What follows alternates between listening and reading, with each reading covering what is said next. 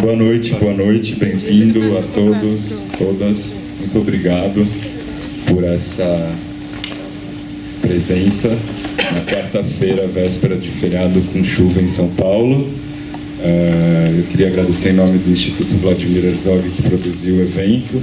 Eu e a Laura, que está ali gravando, somos curadores. O Ivo, que está gravando, é presidente do conselho do Instituto. Então, tem sido muito bom esses dias, desde segunda-feira. Com o Patrício, eu agradeço a presença da Maria do Rosário, que tem vindo todos os dias. Queria dizer que a mostra continua. Esse é um dos eventos. Os ingressos são R$10, mas o passe para assistir a mostra inteira, todos os filmes, custa R$35. Também é uma opção. No catálogo que vocês receberam, eu também queria agradecer a presença do Inácio, que está aqui hoje e esteve na segunda-feira, que redigiu um dos ensaios sobre a obra do Patrício. E na noite de hoje eu agradeço a presença do Luiz Anin Oríquio, que é do estado de São Paulo, crítico de cinema e também de outras coisas. A Maria Dora Mourão, que é professora titular da ECA USP e também da Sociedade de Amigos da Cinemateca, entre outros 1000 cargos muito honrosos. Eu acho que o principal é o Centre International de Liaison d'École de Cinéma et Télévision. Não sei se eu escolhi o mais alto de todos, mas esse é um que eu admiro. E apresentar a vocês, para quem ainda não viu, o Patrício Guzmán, que está aqui e que veio especialmente para o Brasil para esse projeto, que foi desenhado por ele, intitulado por ele e que nós ajudamos a construir a muitas mãos. Agradeço ao patrocínio da Caixa Cultural pelo edital e aos nossos apoiadores Air France, GSP Travel e o Sesc São Paulo. Obrigado.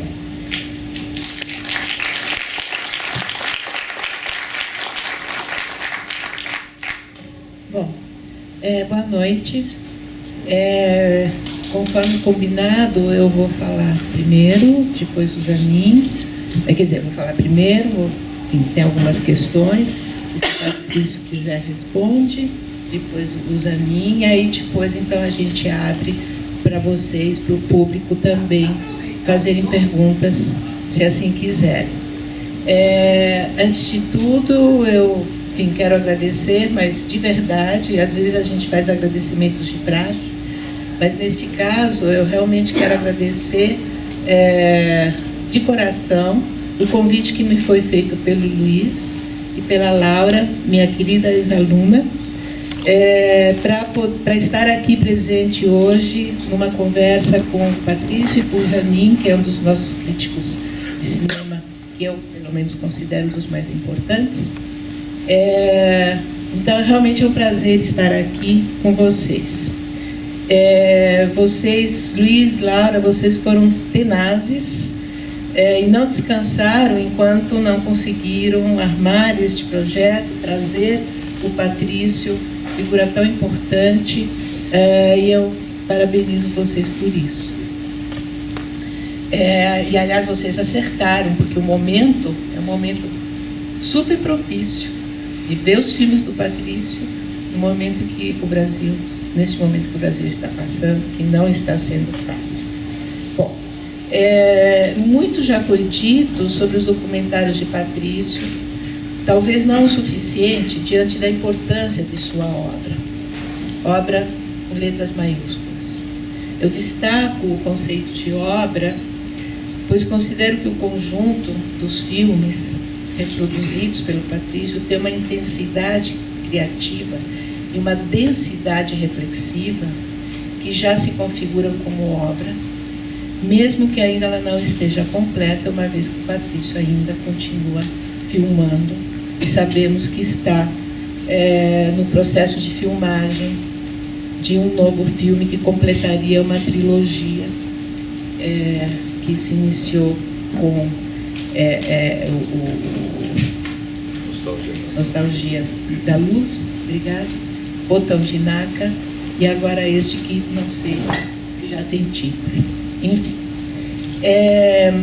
Além dos filmes, também conhecemos uma parte de seu pensamento através do documentário Filmar Obstinadamente, que está nesta mostra, do Boris Nikou, e do livro Filmar o que não se vê, que vai ser lançado, a tradução para o português vai ser lançada na próxima segunda-feira, com um debate que a Maria do Rosário Caetano vai coordenar.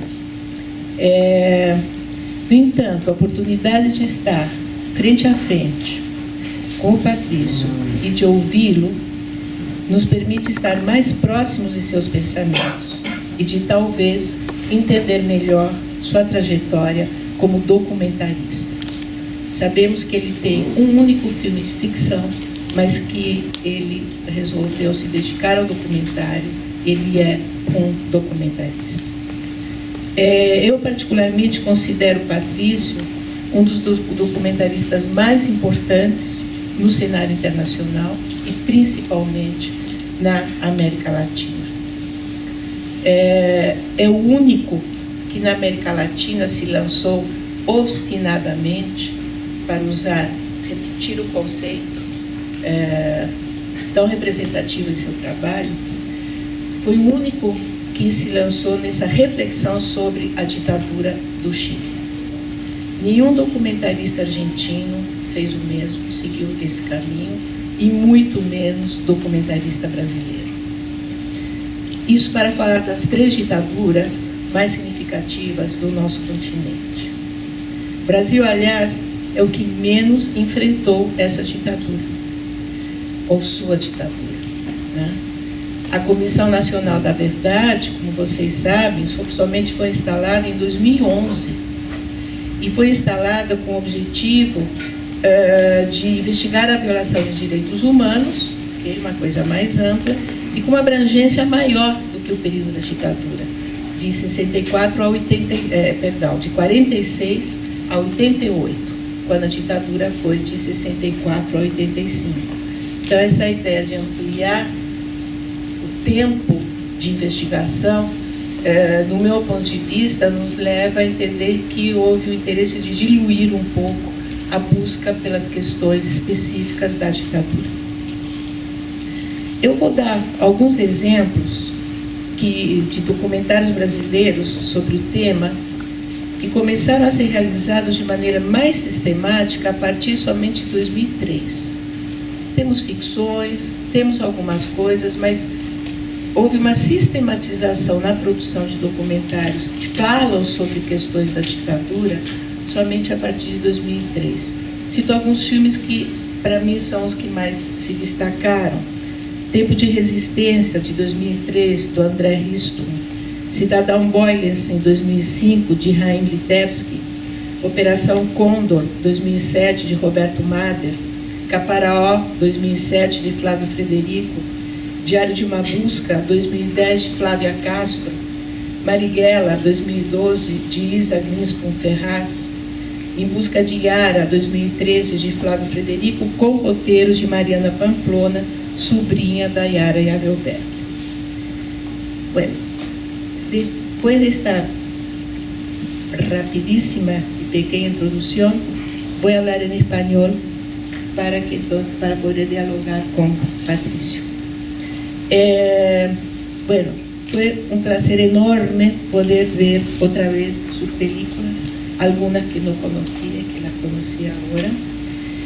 Y la fuerza de sus películas nos enseña la importancia del documental, no solamente para reflexionar sobre los acontecimientos, pero también para intervenir sobre los acontecimientos, pensando principalmente en aquellos documentales con estilo de cine directo o cine verité, cinema verité.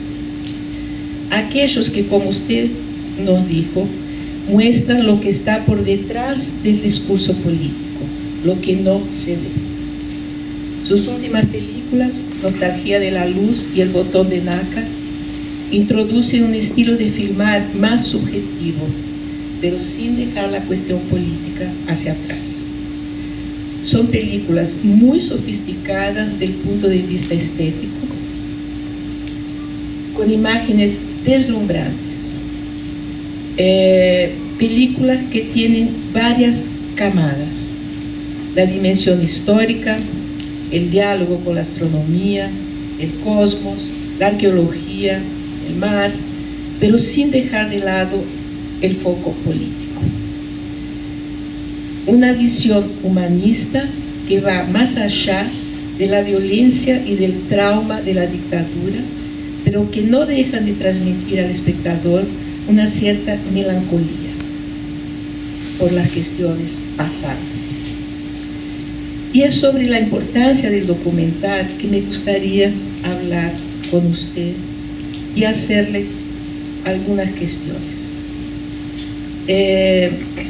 Yo soy profesora de cine de la universidad y mi especialidad es montaje.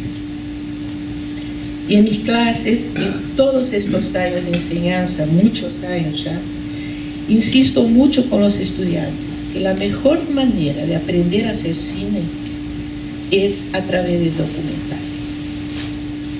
Ellos no lo creen, porque cuando entran en la universidad quieren hacer ficción, quieren hablar, yo qué sé de qué, de sus historias, de sus preocupaciones personales, sus, en fin, cosas muy, de una manera que yo reputo un poco egoísta, ¿no? Quieren hablar de sí mismo para los otros. Bueno, para mí el documental es fundamental, porque mirar el entorno, intentar entender cuál es nuestro lugar en el mundo, es fundamental para decidir cómo llevar adelante las necesidades de expresión. Pero bueno, hay tres asuntos que le pediría que usted desarrollase un poco, si posible. Primero, en el diálogo que tuvimos el lunes, que estábamos aquí a participar del lunes, usted comentó que podemos pensar que hay dos estilos en su conjunto de películas: el cine directo o cine verité, y el cine más personal. Llegó al cine más personal a través de, después de pasar por un momento más reflexivo. Mi pregunta sería, ¿por qué y cómo fue este pasaje entre estos estilos? De un cine más de urgencia política para este cine que aparentemente es contemplativo, pero que no lo es, porque es muy denso. Esta sería una primera cuestión. Tengo dos otras, creo que ya hablaría de todo y después usted, o quién prefiere hablar primero de esto y después decir la segunda. Bueno, ahora sí. Bueno. ¿Tú no quieres hablar? No, todavía no. Después, al final.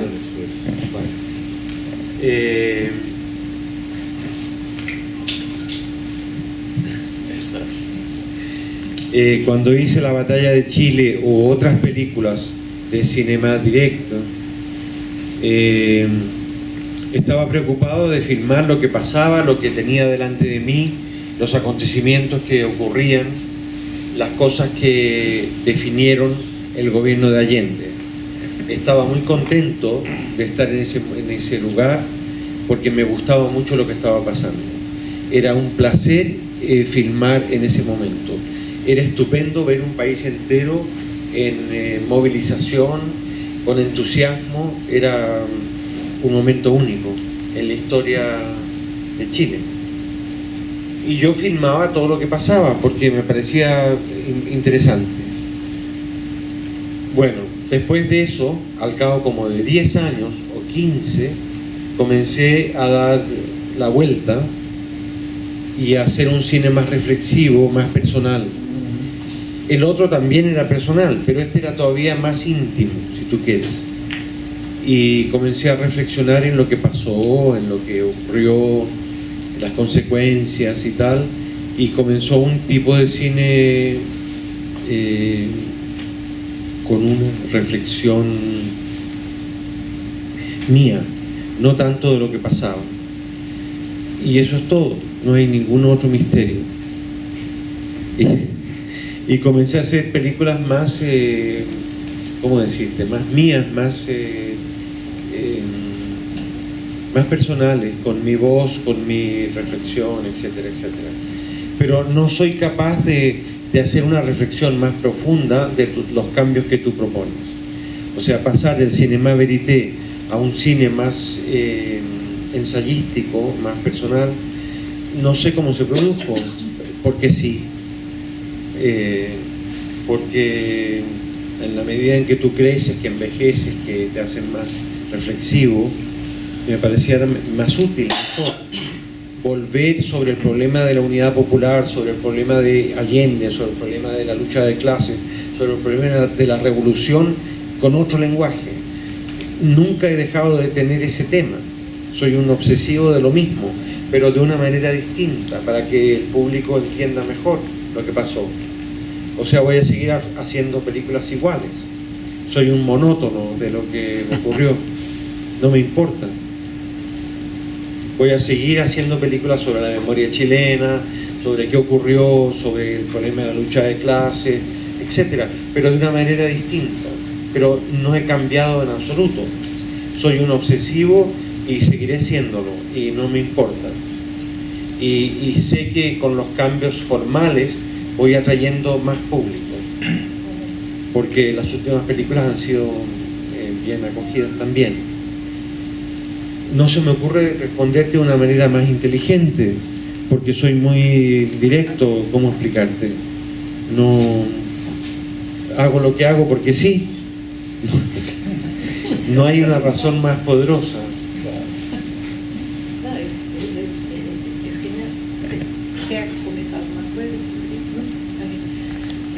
Perdón, pero a mí me parece su respuesta genial, porque hay una cosa instintiva que usted tiene como documentalista y que sí, no siempre se explica.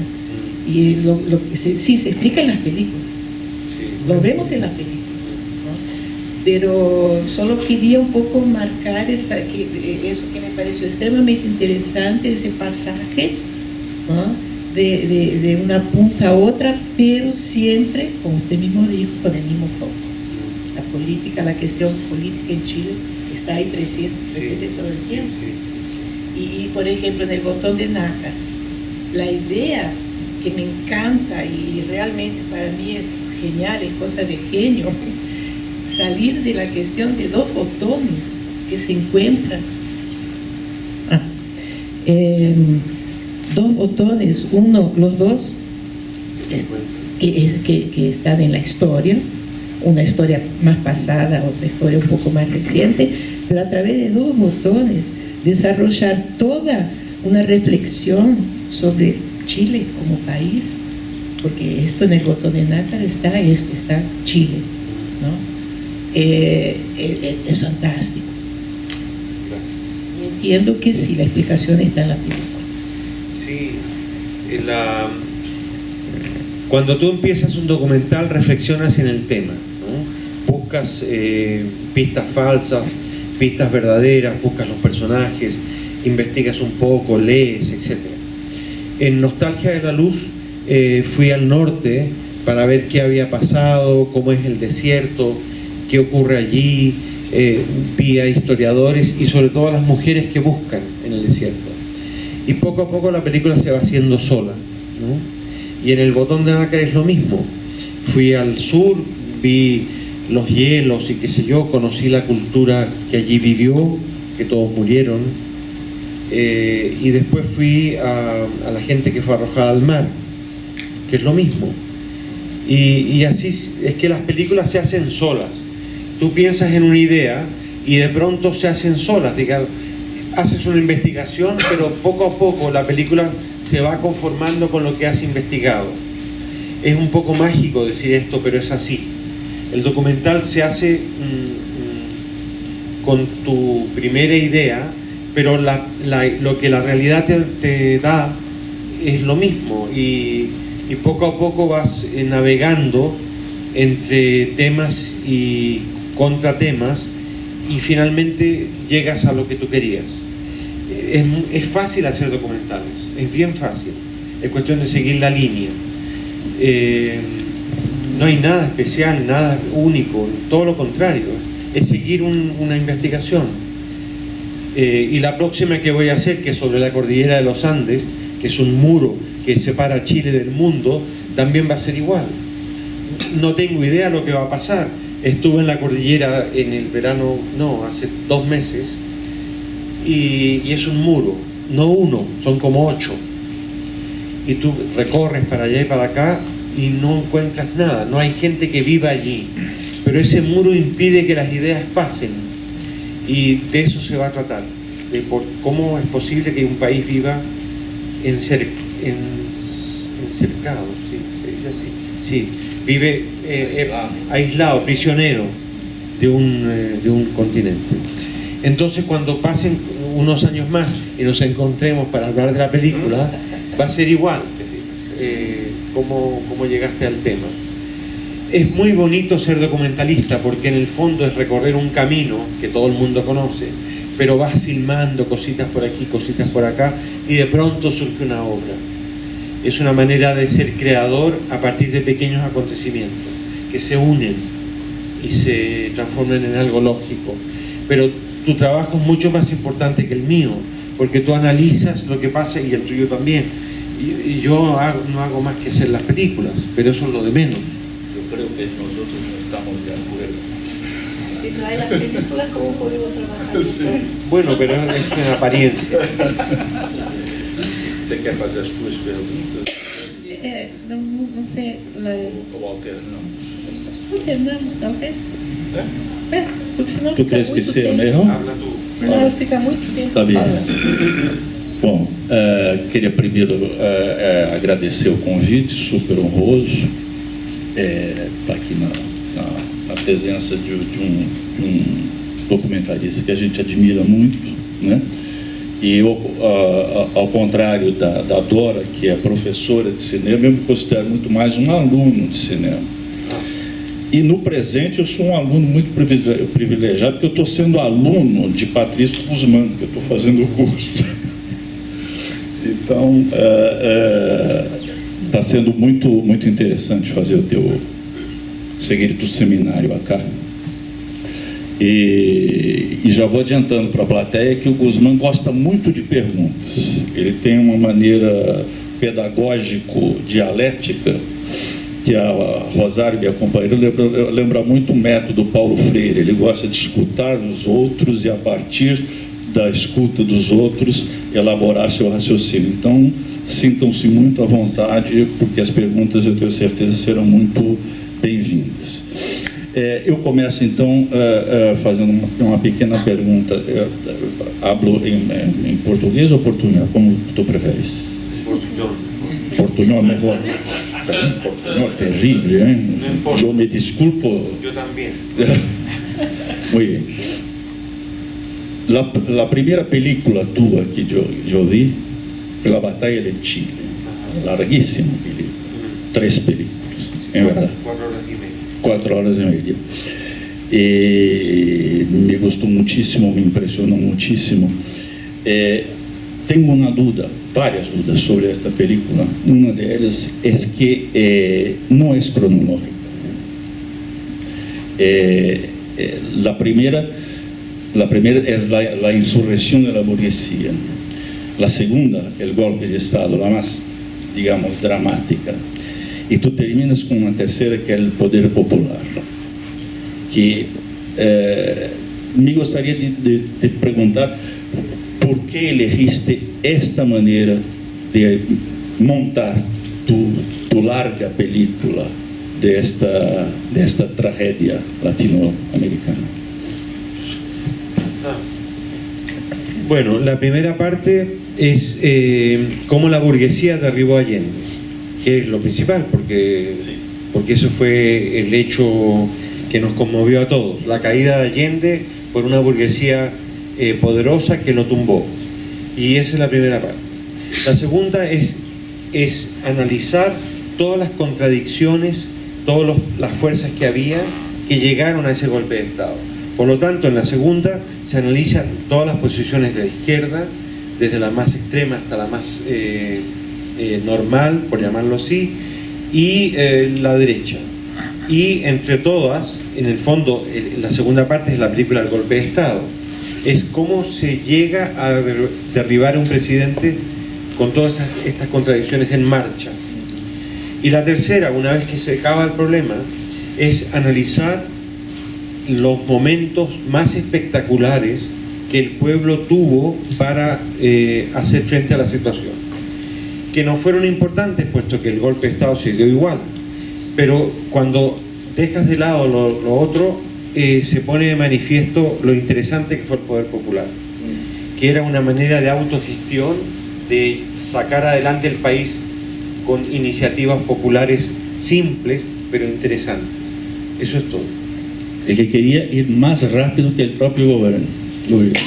Bueno, eso siempre ocurrió todo el tiempo, ¿no? O sea, desde el primer momento hasta el final, la gente quería ir más rápido, todo el mundo, desde los comunistas hasta los más izquierdistas. Es que uno siempre está más impaciente, ¿no?, que un gobierno. Pero en todo caso da lo mismo, porque ir más rápido no, el golpe se dio y quedó la crema. No, digamos, no quedó nada.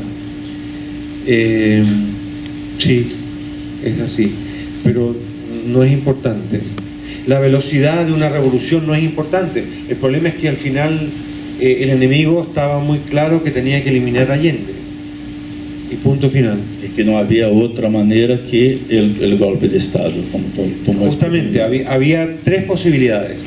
Hacer un golpe blanco, es decir, cambiar de gobierno, cambiar de ministerio, cambiar de presidente de la República de una manera pacífica. Otra, un golpe violento. Y una tercera, que la revolución triunfara. Y ninguno de los tres, bueno, el golpe violento fue el que ganó. Digamos, eliminar de una vez por todas este gobierno incómodo, reprimir masivamente a toda la gente, meter en cárcel a la mitad del país y hacer una dictadura militar atroz, eliminando todo sistema democrático. Digamos, lo peor se impuso y así fue.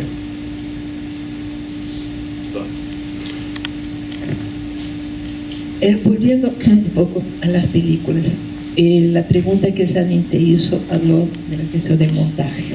Sí. Me gustaría escucharte un poco cuál es tu método, no cuál es el método de montaje, pero cuál es la importancia del montaje en el proceso de producción de tus películas. El lunes me acuerdo que comentaste muy rápidamente que filmás 3 meses, pero montás durante un año. Entonces me gustaría un poquito saber más sobre este año que te demora montar una película. Cuando se filma, es difícil filmar mucho tiempo, o sea, 3, 4 meses más o menos lo que te da el productor o tú mismo. Pero en el caso de la Batalla de Chile, que produje yo independientemente, filmamos durante un año, que fue el último año de Allende. Porque había que filmar eso, porque digamos que el propósito de la película era mostrar día a día lo que pasaba. Duró un año. Una vez que el golpe se produjo y que el material se salvó, que eso fue una larga historia también, montamos durante 3 años más, o 4 años, la primera, segunda y tercera parte, porque el montaje es como la reflexión de lo que has hecho, es como volver a filmar mentalmente lo que tienes delante, es como volver a empezar de nuevo, pero con las imágenes ya hechas, constituidas. Es raro el montaje porque es como comenzar de nuevo, pero ya empezaste hace rato de nuevo. Es como otra vez volver a vivir lo que filmaste, y eso duró un montón de tiempo. Entonces, la primera y la segunda se hicieron más o menos rápido. La tercera costó más, porque yo caí enfermo en ese momento y tardé como un año en recuperarme. Y después hicimos la película, con el mismo contador, con el mismo equipo, los mismos asesores, ayudantes de dirección, etc. Pero se produjo un lapso ahí en ese tiempo. Y montar El Poder Popular fue estupendo porque había pasado más tiempo, valoramos mejor las instancias, las secuencias raras que había en la primera y segunda, que no aparece El Poder Popular, en donde el pueblo intentó salir por su cuenta adelante, que es quizás la película con más futuro que hoy día hay. En Chile se estudia mucho El Poder Popular, más que la primera y la segunda. Nada, eso es todo. Las otras ¿Qué otras? Las que siguieron. Bueno. La relación de montaje, porque cuando yo hablo de montaje de micrófono. No. Sí. Digo, si no el montaje de pegar y cortar y pegar, pero el montaje de ideas. Entonces, ¿cómo en tu obra de manera general, cuál es la relación que tienes con este material en el momento del montaje? O sea, ¿qué pasó después? Con las otras películas. Después hubo un momento muy largo en que no hice nada, porque no tenía energía o estaba muy cansado, la verdad. Y la próxima película es sobre el papel de la Iglesia contra Pinochet. Y era estupendo, porque me inspiré en una película argentina que era al revés. Digamos, era la falta de opinión que la Iglesia tenía contra la dictadura en Argentina. Y en Chile era todo lo contrario. Y me encantó la forma en que los cardenales chilenos se pusieron contra Pinochet y crearon la Vicaría de la Solidaridad, que era una oficina contra Pinochet, una oficina de derechos humanos, una oficina de investigación de qué había pasado con los muertos, una oficina que investigaba los crímenes que se estaban produciendo y que acogía a los que estaban contra Pinochet. Era una gran institución. Y eso me pareció estupendo, fascinante, todo. Y fui y lo filmé, con las contradicciones, con la policía que atacaba. Es una película muy de acción y reacción, una película muy peligrosa, si tú quieres. Esta, En Nombre de Dios. En Nombre de Dios, sí. Que fue la segunda después de la batalla de Chile. Y me encantó haberla hecho. Fue un poco peligroso, estuvimos 3 meses en una casa aislados. Yo no me di a conocer, estaba un poco clandestino en Chile. Pero fue estupendo.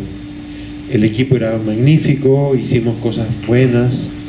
Y cuando tomaron preso al ayudante de dirección y al sonidista, yo dije, tenemos que irnos, porque ya me han tomado preso a mí y al ayudante de dirección, entonces tenemos que terminar. Y ahí puse punto final a la película, volví a Madrid e hice el montaje. Ya, eso fue.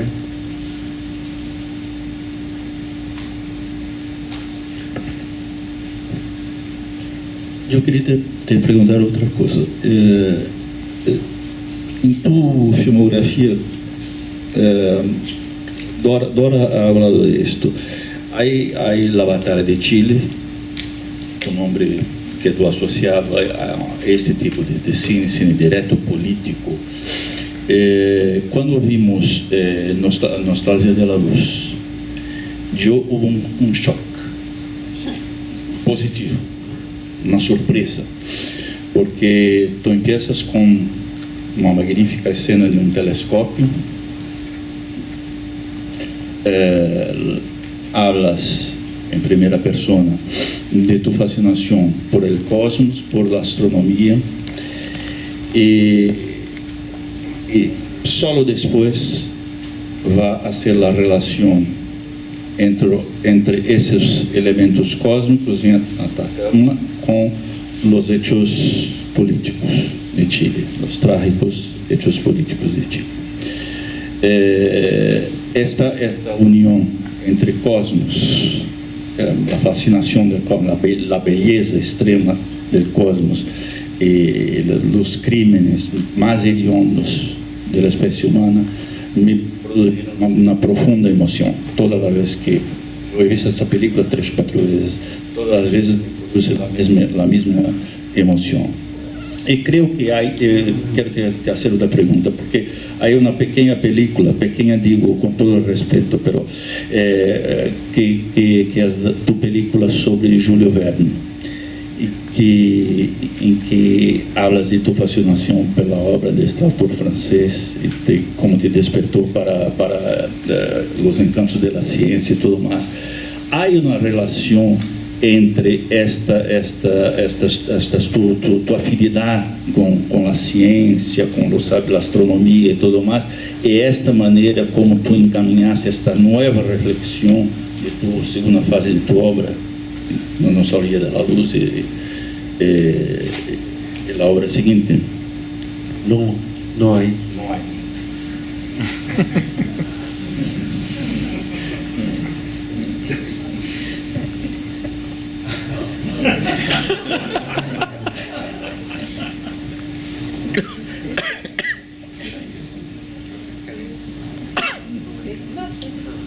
Es que la película sobre Julio Verne es sorprendente, porque después de ver, cuando vemos las películas todas en secuencia, entonces después de ver estas películas todas obstinadas, y Julio Verne es otra cosa.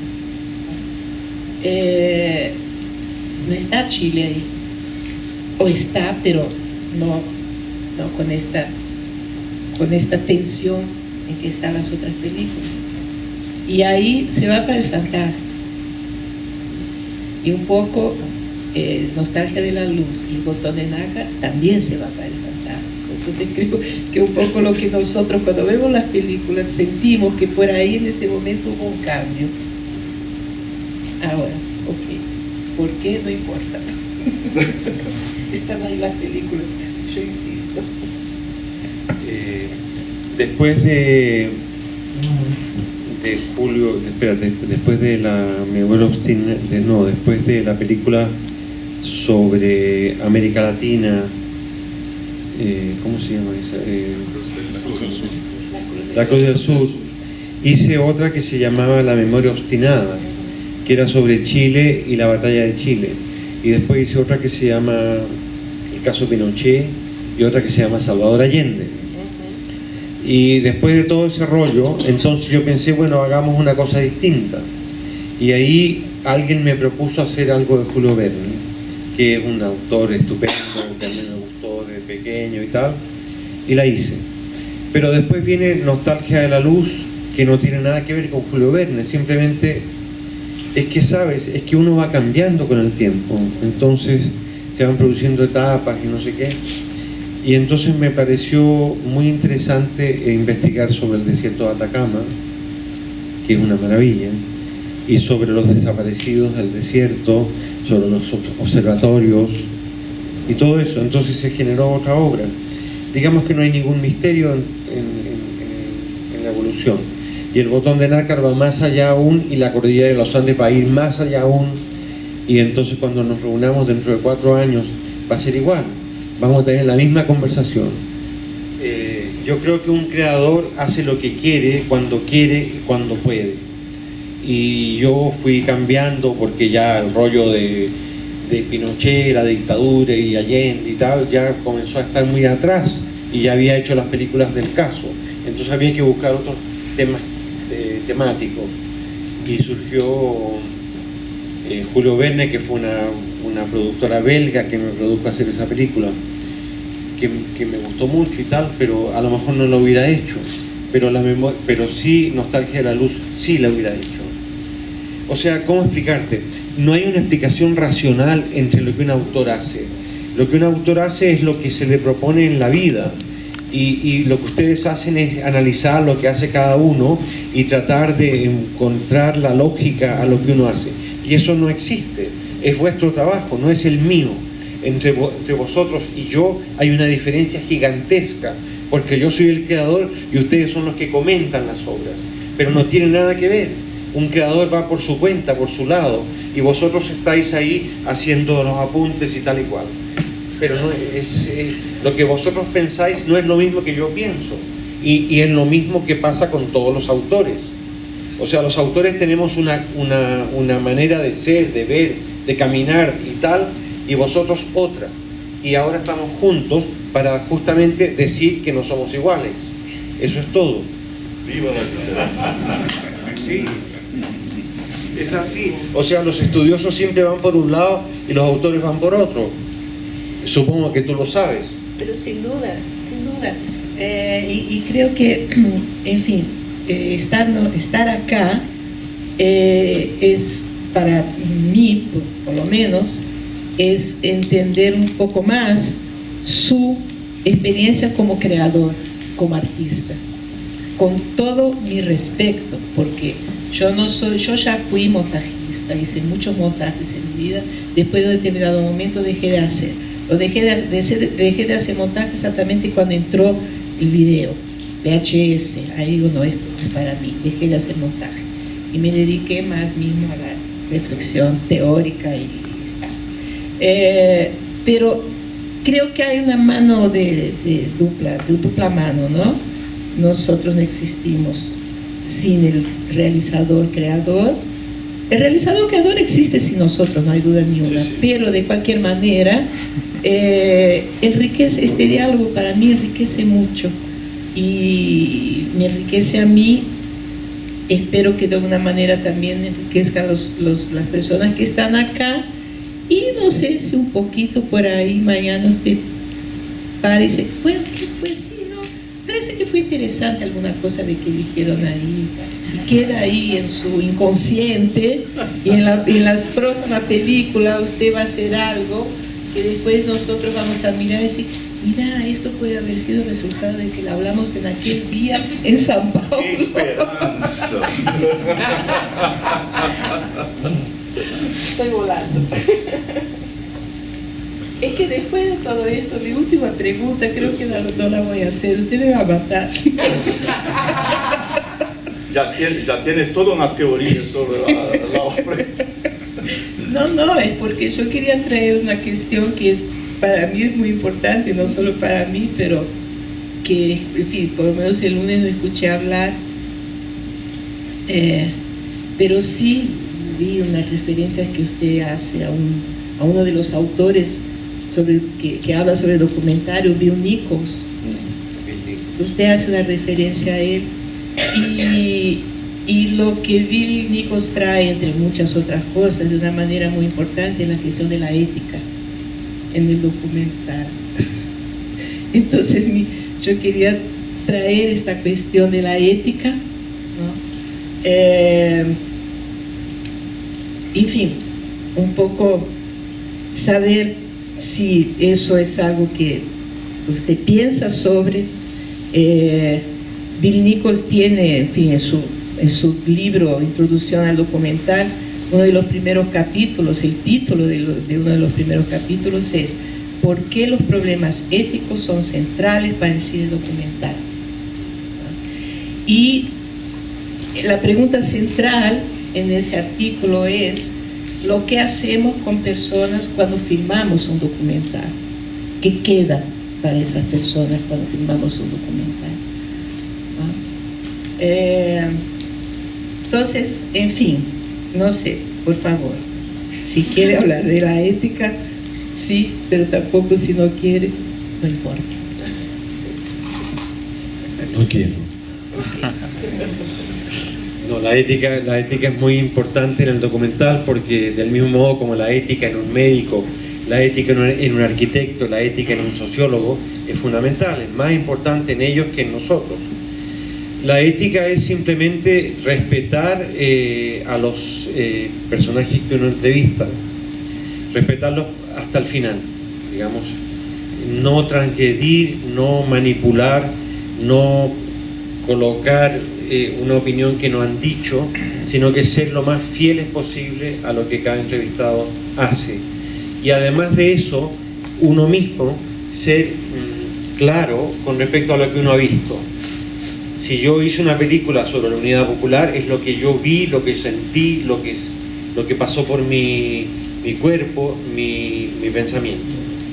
Digamos que no hay que jamás mentir ni manipular en el documental, todo lo contrario. Dar todos los elementos para que el espectador entienda lo que pasa, pero no tergiversar las cosas. Eso es lo último que se me ocurriría hacer. O sea, ser tú el que está siempre delante de la obra y no recurrir a ninguna manipulación, de ningún tipo. Eso lo he hecho durante toda mi vida y lo seguiré haciendo independientemente de lo que tú digas. O sea, lo tengo de antes que vosotros, porque soy más viejo que vosotros. Y voy a seguir toda la vida así, porque hay que representar la opinión personal, directa, sincera, sin ninguna manipulación. ¿Y el montaje? El montaje es lo de menos. Es una cuestión de sentarse frente a la moviola y ver qué va aquí, qué va acá, con el montador, reflexionar mucho, pensar, ver en la voz en off qué va a ir, qué no va a ir. Es un gran trabajo de cocina de lo que has hecho. Es como, sin la premura del rodaje, estar sentado frente a la moviola y decir, bueno, ¿cómo va a ir este asunto? En el caso de la batalla de Chile fue contar lo que pasó momento tras momento, y en las otras películas también. O sea, en el caso de Pinochet, en Salvador Allende, y etcétera, en Muerte Obstinada, no he hecho más que organizar de una manera lógica lo que más o menos había filmado, sin tergiversar, sin manipular, yendo al grano lo que hiciste. El montaje es como la respuesta de una larga entrevista después de haberla hecho. Es como estar solo y decir, a ver, ¿qué me contó tal persona y tal? Y hacerlo. Lo principal en este arte, en esta manifestación, es no mentir, no tergiversar, no manipular. Es decir lo que te ha pasado y punto final.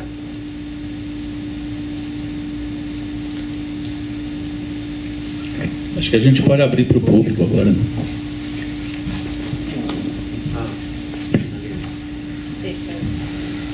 Eu assisti hoje, em nome de Deus, fiquei impressionado com a combatividade da Igreja Católica chilena, que chegou até a ter movimentos de rua, de massa, contra a ditadura. Eu queria saber se o Vaticano interviu na Igreja, se fez alguma perseguição, e se a visita do Papa ao Chile serviu de endosso à ditadura. No, la visita del Papa no tuvo nada que ver ni antes ni después. Lo interesante en el periodo de la Unidad Popular es que había un tercio de la Iglesia, no la mitad, un tercio, que tomaron la palabra. Eran obispos claros, con buena opinión, que favorecían la democracia contra Pinochet. Eran gente espléndida, eran los mejores obispos que hubo en Chile durante muchos años. Esta parte de la Iglesia, que era una tercera parte, tomó la iniciativa de crear la Vicaría de la Solidaridad, de ayudar a los oprimidos, de reconstituir el país como fuese, ayudar a los familiares de los presos, a los que habían muerto, etc. Fue una labor espléndida, espléndida. Y el resto de la Iglesia, las otras tres partes, se quedaron callados. No hicieron nada, pero guardaron silencio, que después, durante la dictadura, surgieron, ¿no? Y hoy día la Iglesia chilena es una iglesia reaccionaria y muy antigua, y muy contra el futuro. Pero ese tercio durante la UP fue magnífico, estupendo. Y yo me agarré de eso para hacer una película, porque valía la pena. Es una iglesia progre, como la iglesia que hubo en Brasil en la época del nacimiento de la teología de la liberación, una iglesia líder como la de Ecuador, la de Guatemala, la de México, que en un momento dado fueron mejores que los partidos políticos de izquierda juntos. Fue un momento espléndido de la iglesia latinoamericana. Y Chile fue un ejemplo menor que la teología de la liberación, pero estupendo. Yo me sentí muy bien filmando en esa época en Chile, muy bien, muy bien.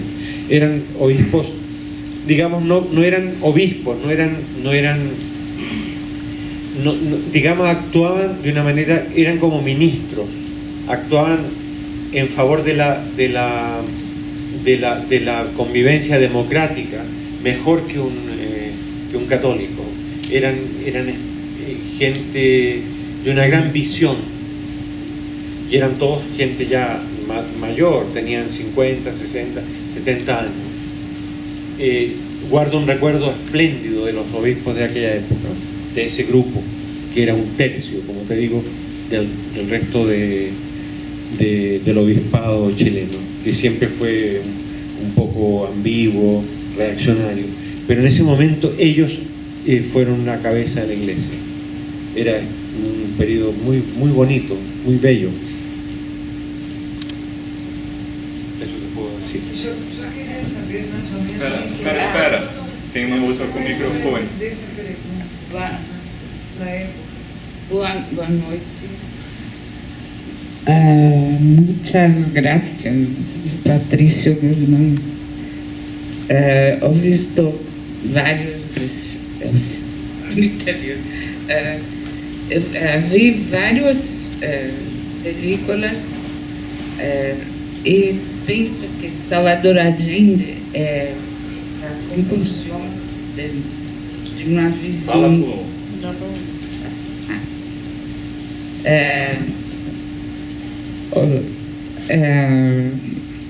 Penso que Salvador Allende é a conclusão sua deste grande político.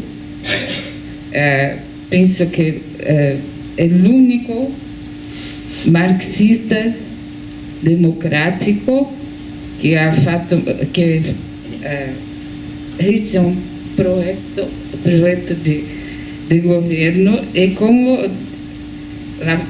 quando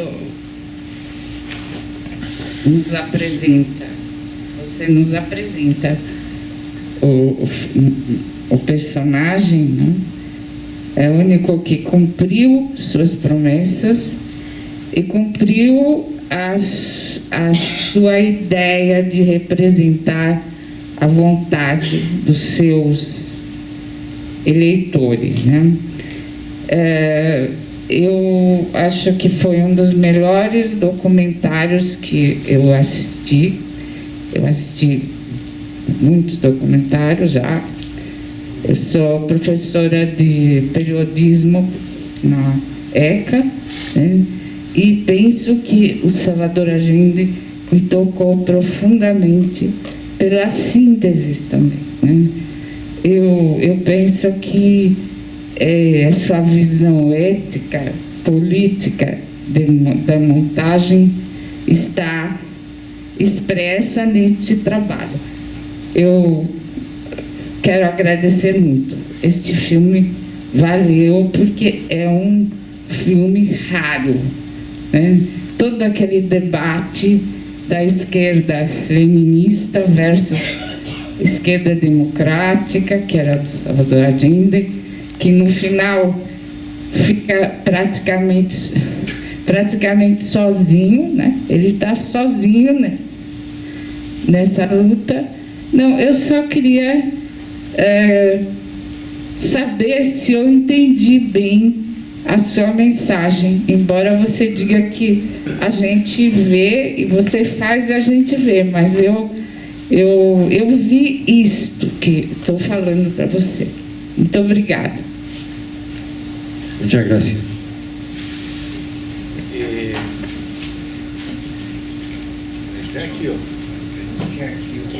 Sí. Sí, yo creo que es interesante lo que ella ha dicho de Allende, ¿no? Allende tuvo la capacidad de ser depositario en un momento dado de lo que Chile quería. Allende era antes un parlamentario importante, pero no mucho. Y cuando vino el movimiento de Unidad Popular y él llegó a ser presidente, él se creció, él cambió, él fue mejor. Todo lo que él tenía durante años de parlamentario creció y se ofreció ante nosotros como un líder espectacular. Allende fue un hombre extraordinariamente visionario de lo que era Chile, de lo que era América Latina, de lo que se podía hacer contra Estados Unidos y contra la gente reaccionaria en Chile. Fue un líder espectacular, bueno, con discursos movilizadores, con contacto con la gente. Fue un movimiento de conjunción espléndido en Chile. Y finalmente, en los últimos meses, muy fatigado ya, dejó que el golpe viniera y que muriera, ¿no? Con su idea, con sus ideas. Pero en la primera parte del movimiento de la Unidad Popular fue un líder espléndido, bueno, eficaz, interesante. Boa noite, Guzmán. Fui transformado por sua obra como militante marxista. Vejo que há muitos elementos do seu trabalho que é fenomenal, fantástico. E a minha pergunta é mais ou menos no seguinte sentido. Como que você foi se apropriando do pensamento marxista no decorrer desses seus trabalhos, em A Batalha do Chile, em Nostalgia da Luz, quando você mostra claramente a dialética, as contradições internas dentro dos movimentos sociais que estavam emergindo, que é o poder popular. Obrigado. ¿Alguien me puede traducir?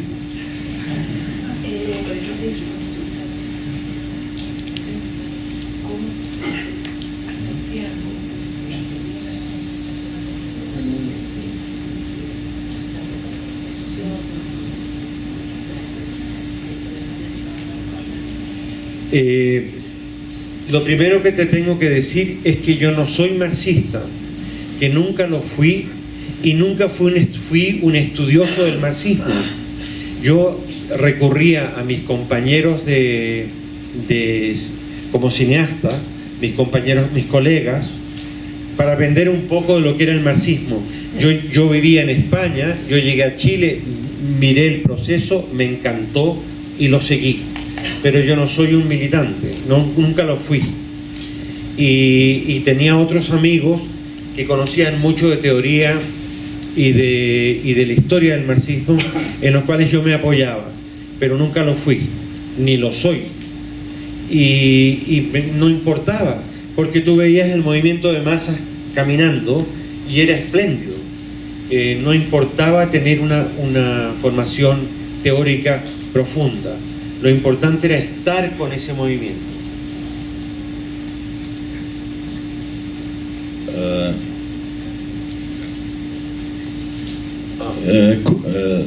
Sigues haciendo películas. Por lo tanto, mi pregunta es sobre presente y futuro. ¿Cómo llega hasta vos el fato, en portugués se dice fato, de que memoria es un producto, si a venta, se pueden comprar, adquirir bytes, es un servicio pago. En este momento, Facebook, Instagram y tantas otras posibilidades cibernéticas transforman la memoria pasada en cero. No hay memoria porque todo lo que aconteció hasta ahora con la humanidad es casi nada comparable en este momento en Instagram están poniendo 150.000 películas simultáneamente. ¿Cómo llega hasta su corazón y su conciencia y su razón este facto durante su nueva construcción en los muros andinos? No sé. Tu pregunta es tan compleja, no sé cómo responder.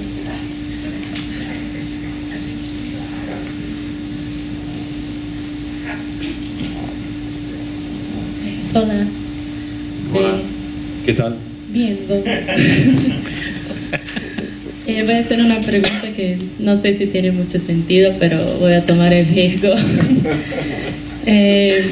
Yo entiendo que su intención en hacer el documental tiene mucho que ver con la memoria histórica y la memoria colectiva, pero me gustaría saber lo que piensas sobre las posibilidades de los documentales intervenir en la realidad social y cuál es la potencia del documental de generar un cambio en esta realidad.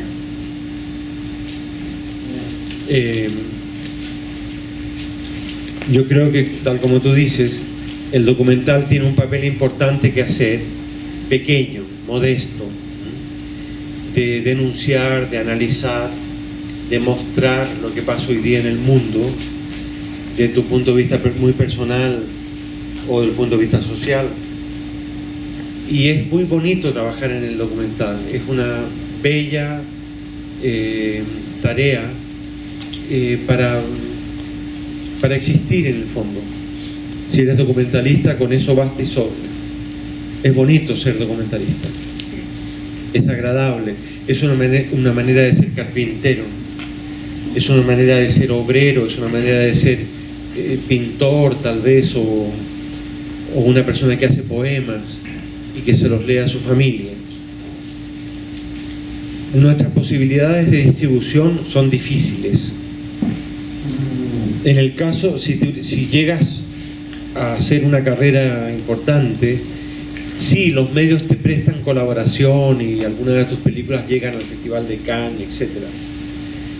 Pero la mayor parte no llega a eso, porque es muy difícil, es muy complejo, hay muchos obstáculos. Pero no importa, si tú llegas a hacer tu película para tus amigos, para tu grupo, para tu país, para tu ciudad, basta y sobra. Es una bella, es un bello oficio, una bella profesión, y si tú haces documentales te ruego que sigas haciéndolo y que llegues hasta lo más posible, porque es muy bonito, es como ser carpintero. Olá, veo que em tus películas como Nostalgia de la Luz y El Botón de Nácar, tú usas mucho la poesía como una herramienta para llamar la atención para temas muy serios, importantes, políticos. Sea por las imágenes muy belas, sea por las relaciones que tú haces. Entonces quería saber cómo tú ves essa potência da poesia e da arte como uma ferramenta política mesmo. Pues tampoco no sé responderte, o sea, si tú haces poesía o escribes novelas o haces pintura,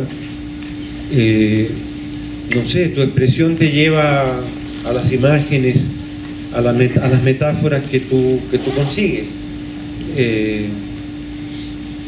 Eso es todo, o sea, tú llegas a más gente si eres más hábil para hacer las historias. No hay otro secreto, não há nada mais. Usman, a minha pergunta vai ser tão concreta que é melhor eu falar em português, tenho certeza que você vai compreender. Entendo muito bem. Sim. Com relação a dois filmes em específico, o Salvador Allende e o Em Nome de Deus. Nos dois filmes há contraponto. No Salvador Allende, aquela jornalista faz uma magnífica entrevista com o embaixador dos Estados Unidos em inglês, né? E ele diz que os Estados Unidos ajudaram, participaram ativamente do golpe, quer dizer, é uma voz anglo-saxã de dentro do aparelho de Estado da diplomacia norte-americana garantindo isso. E no Em Nome de Deus, aquele capelão benze as armas, não é? Essa contradição que você aponta, inclusive, no documentário francês sobre a sua trajetória, e há também um discurso de uma alta patente militar que faz uma louca história do Chile, das Américas, defende o colonialismo abertamente, não é? Um discurso ensandecido, porque ele justifica toda a história do ponto de vista do vencedor, do ponto de vista deles. Eu queria saber, eu queria que você contasse um pouquinho como é que você conseguiu aquela entrevista com o embaixador americano e como é que você conseguiu essa imagem desse capelão benzendo as armas e daquele militar fazendo aquele longo discurso. Se são imagens que você, por algum milagre, conseguiu filmar ou se são imagens de arquivo.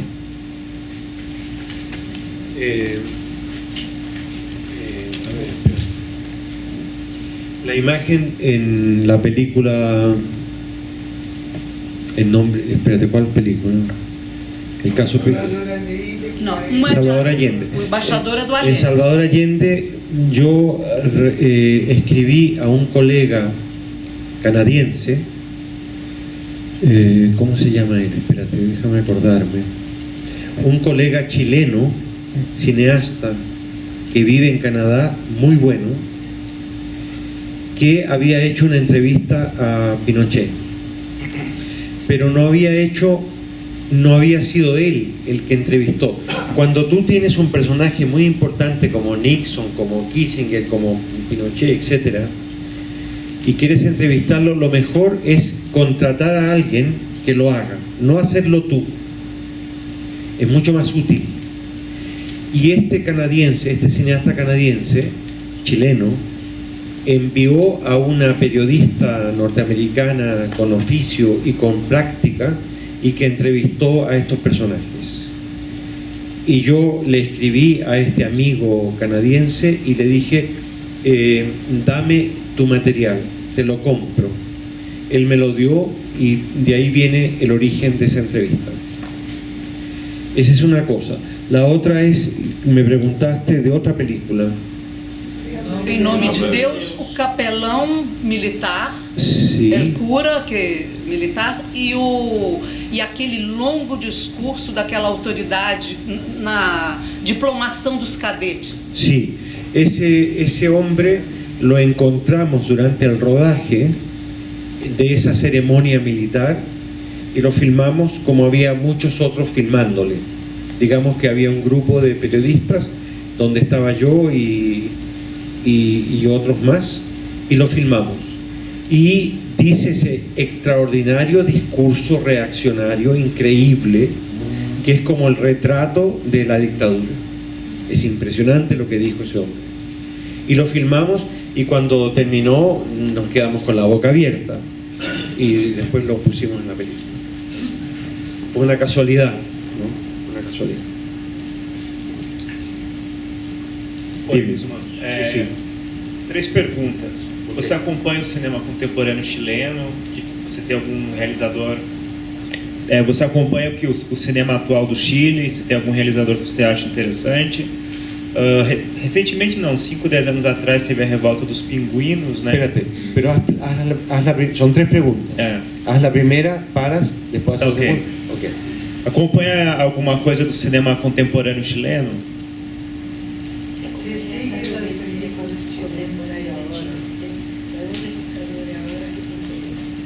Sí, hay muchos. Hay un buen movimiento documental chileno. El que más me gusta es Ignacio Agüero. Es competente, interesante, creativo, etc. Pero como él hay como 20. Es un buen movimiento documental que no tengo idea de cómo habrá surgido. Pero es muy interesante. Me gusta más ese movimiento que la ficción, que tampoco es mala. Segunda pergunta. Como você acompanhou e viu a revolta dos pinguinos que teve no Chile contra a reforma do sistema educacional? Foi muito forte. E os filmes, o que você achou? Assim, se tem algum certo diálogo com a Batalha do Chile?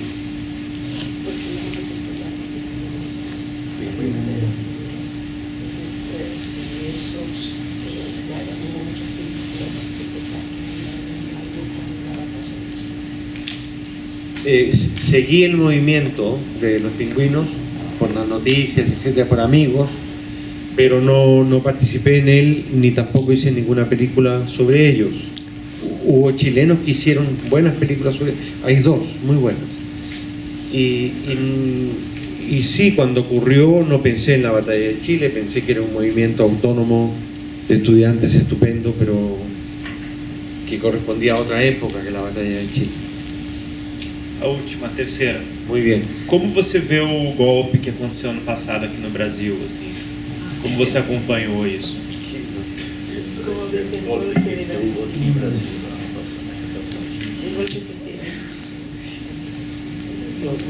Bueno, mira, durante años, no el golpe, sino que antes y después, Brasil ha estado en las noticias cotidianas, en todo el mundo. Y es para todos nosotros un hecho dramático, interesante de seguir, de lo que pasa en Brasil. Digamos que así como Brasil o el Medio Oriente están constantemente ofreciendo noticias, el caso de Brasil es ese.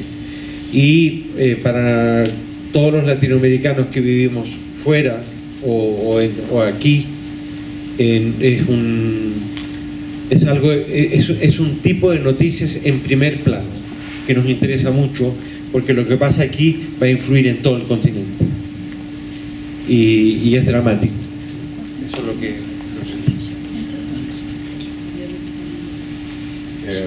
Buenas noches.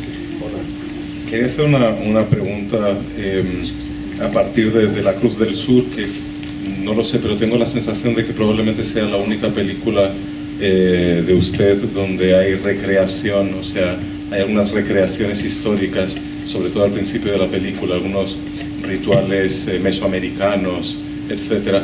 A partir de esa experiencia, me gustaría saber cuáles son para usted los límites entre documental y ficción. ¿Dónde lo sitúa usted dentro de su trabajo?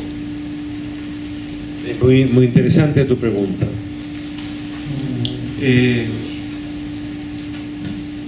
Yo creo que lo principal es el documental, ¿no? Lo que ha ocurrido, lo que ocurrirá, lo que está en la realidad. Pero hay veces que te metes en temas en que es necesario reconstruir un poco lo que pasó. En el caso de La Cruz del Sur, yo tenía en ese momento la ligereza, o mejor dicho, ¿cómo explicarte? El abuso de confianza de reconstruir cosas que habían pasado. No lo haría ahora, no lo hice antes. En ese momento sí sentí la necesidad de reconstruir eso, porque lo que yo quería era reconstruir el desarrollo religioso de América entera. Era una ambición, si tú quieres, desmesurada, pero lo hice. No hay más explicación. O sea, muchas veces pienso cómo se me ocurrió tanto rollo de ficción en esta película, y lo hice porque me asesoré con teólogos brasileños muy fuertemente, especialmente con Beoso, un teólogo de la liberación brasileño. Beoso. Beoso es un hombre que creo que de esta misma ciudad, Beoso con doble Z, no me acuerdo del nombre de Beoso, quizá haya muerto ya. Es un estupendo teólogo de la liberación brasileño. Porque vimos en la película Frei Beto y Leonardo Boff. Exactamente, pero ninguno de los dos fue tan importante como Beoso, que no me acuerdo el nombre de Beoso. José María. José María Beoso, probablemente. Y vive. Tú lo conoces. Es una gran persona, una gran persona. Él me asesoró, me guió, me dio muchos consejos. Y a partir de su visión de América Latina o del papel de la Iglesia en la historia de América Latina, es que pensé, hay que reconstruir esto. No se puede quedar en 4 estampitas de foto fija o de grabados fijos. Era más importante. De ahí viene esta, si tú quieres, deformación del cine documental. Boa noite. Um grande prazer estar aqui nessa noite, uma noite muito bela, com essa aula, essa conversa com você. Gostaria de saber o seguinte, Patrício. As novas gerações no mundo inteiro, elas estão consumindo, adquirindo informação pelo cinema através do YouTube, da internet, Netflix. Como é que você vê essas novas gerações? Se sente seu cinema, ele acaba sendo prejudicado? As novas gerações não conseguem ter acesso ao seu cinema?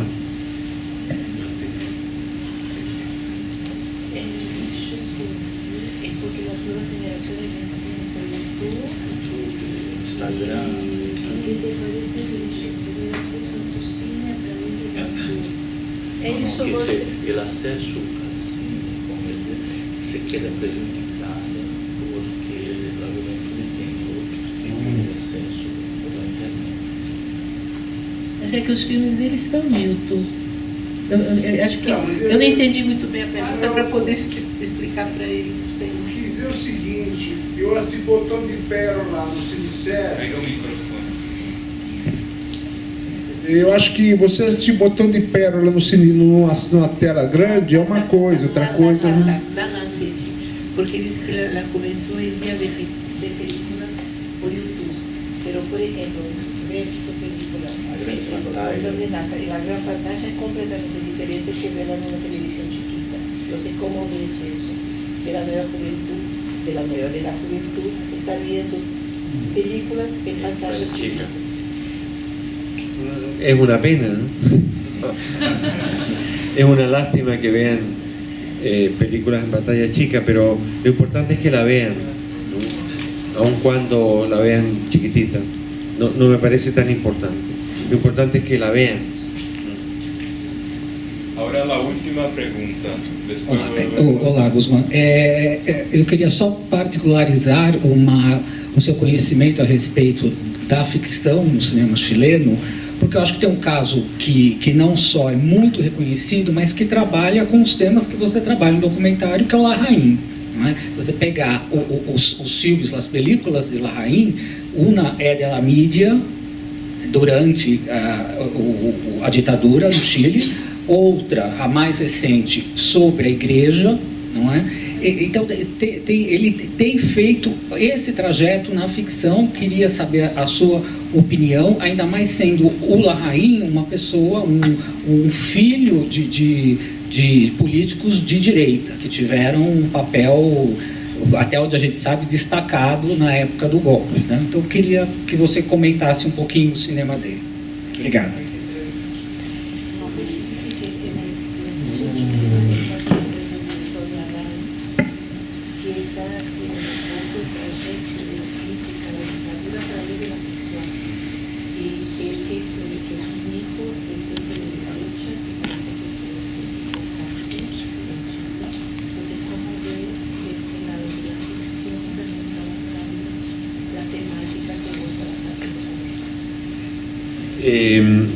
Me gusta mucho que los cineastas de ficción trabajen sobre la memoria en Chile, pero son pocos, no son muchos, serán 4 o 5 personas. Los demás están preocupados de hacer cine de género o cine de la realidad actual, sin preocuparse de la memoria. No está mal, no está mal, pero me gustaría que hubiese más gente con la vocación de seguir mirando hacia atrás.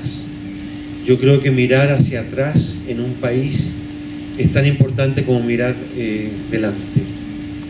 Yo creo que el futuro se compone más de mirar hacia atrás que hacia adelante, porque mirando hacia atrás te das cuenta lo que hay que hacer en el futuro. Es una relación dialéctica un poco extraña, pero creo que la memoria es la clave del futuro latinoamericano. Si la olvidamos, nos perdemos. Es bien importante esto. Y yo lo aprendí en Europa, donde se está constantemente mirando hacia atrás para tratar de reconstruir lo que va a pasar. Ojalá siga habiendo más películas del pasado en Chile y en América entera, porque es una manera de abrirnos la puerta de lo que va a venir. Yo creo que la memoria es clave para el desarrollo humano, no solamente mirar hacia atrás y analizar lo que pasó, sino que es clave porque es el futuro mismo, la memoria. Y eso pienso, y me gusta mucho tu pregunta.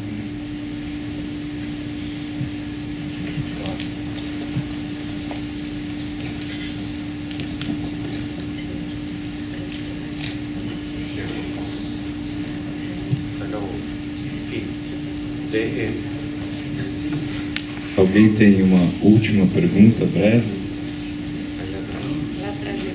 Atrás de la cámara. Ele tinha pedido para ter um filme. São duas perguntas. La última es dos.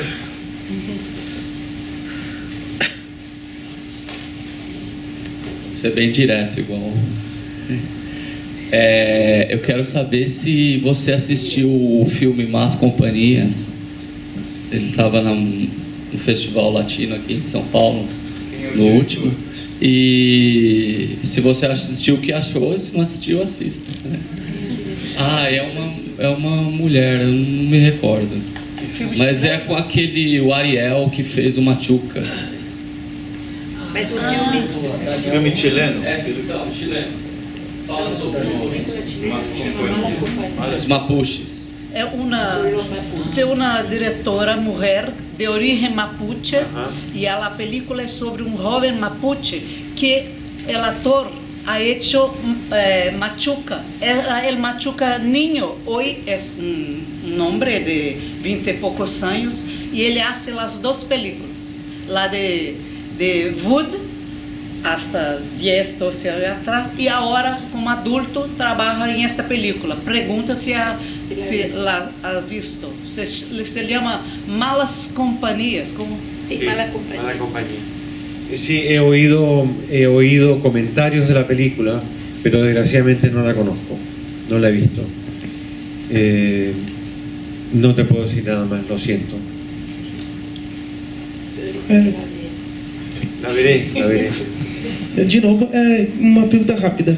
Sobre o filme documentário A Revolução Não Será Televisionada, você poderia comentar um pouquinho? Eu não lembro quem é que dirigiu, mas é um paralelo que também está mostrando as massas populares das ruas, em referência ao Hugo Chávez. Queria que você comentasse, sendo latino-americano também. O filme venezuelano?